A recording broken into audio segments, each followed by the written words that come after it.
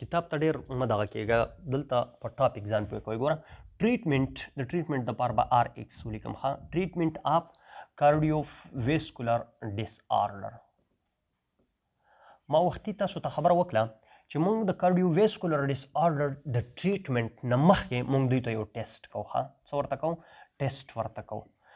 او په دې ټیسټ کې موږ څه کوو؟ په دې ټیسټ کې موږ لیکویډ ډای والو. لیکویډ ډای رنګ ته وایي. ښه لیکویډ ډای والو، یو DIE دی مارک ته وایي. لیکویډ ډای والو او د دې لیکویډ ډای موږ دا انجیکټ کو په ویسلز کې. ښه بلډ سرکولیشن ته دا موږ انجیکټ کو. کله چې دا موږ انجیکټ کو نو موږ ته چې څومره بلډ سرکولیشن دی ودن د آرټریز ودن د بلډ ویسل دا موږ ته ښه ویزیبل شي. په څه باندې؟ په ایکس ریز باندې.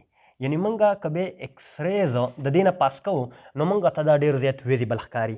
دې ټیسټ ته من انجیوګرافي وو. څه شی ورته وو؟ انجیوګرافي. تاسو به د انجیوګرافي نوم اورېدلی. انجیوګرافي. انجیو لفظ هم چې چېرته لیدو دا زمونږ څه ویسلز ته وایي. ښه ویسلز ته انجیوجینیسیس نوم به واورئ. انجیوګرافي ویسلز.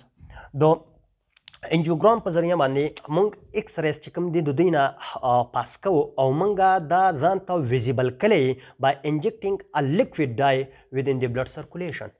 د دې په ذریعه باندې موږ ته څه کار وشي؟ د دې په ذریعه باندې موږ ته که په هارټ کې چېرته د دې په بلډ سرکولیشن کې مسله یې هارټ فار ایگزامپل دا زموږ هارټ دی. دې هارټ ته ما تاسو ته ویلي چې په دې هارټ کې چې کومه دی بلډ ویسلز دي او دې هارټ ته په خپله باندې بلډ سپلای کوي. بلډ سرکولیشنز اپ دغه کې به تاسو بیا ووایي دا فار ایگزامپل بلډ ویسل دی او دا بلډ ویسل دی. جسټ زه یو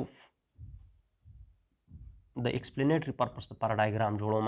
یا دلته زموږ څه دا بلډ ویسلز دی یا داسې زموږ څه دا بلډ ویسلز دی.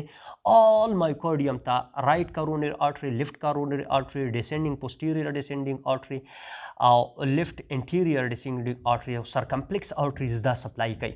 د دې انجیوګرافي په ذریعه باندې مونږ ته پته ولګي چې کم رګ بند دی، کم رګ بند دی او څومره بند دی. دا د دې پته مونږ ته ولګي.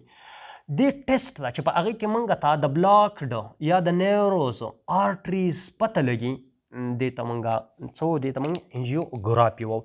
د دې انجیوګرافي الټرنیټیوز وس مونږ کوو. یعنی مونږ چې کوم دی سی ټي سکین هم کوو. ښه سی ټي سکین په دې مونږ دا معلومات کولی شو. مونږ MRI سکین هم کوو. ښه میګنیټک ریزونینګ امیجنګ MRI سکین هم مونږ کوو. ښه مونږ د دې نه علاوه الټراساؤنډ الټراساؤنډ سکین هم کوو. ښه الټراساؤنډ سکین هم کوو. مونږ چې کومه دی نیوکلیر سکین هم کوو.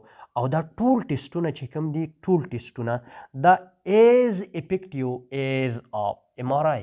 څومره چې MRI دغه انجیوګرافي څومره چې انجیوګرافي زموږ څخه افیکټیو ده دغومره دا دی. د دې نه بعد موږ بیا څه کوو چې کله موږ ته پته ولګي بیا موږ څه کوو؟ انجیوپلاسټي موږ کوو. ښه بیا څه کوو؟ انجیوپلاسټي. نو په انجیوپلاسټي باندې په دغه باندې په ډیټیل باندې خبره کوو چې دا انجیوپلاسټي څه شی ده او دا موږ څنګه کوو. صحیح ده؟ نو په انجیوپلاسټي باندې خبره کوو. مشکل خو پکې نه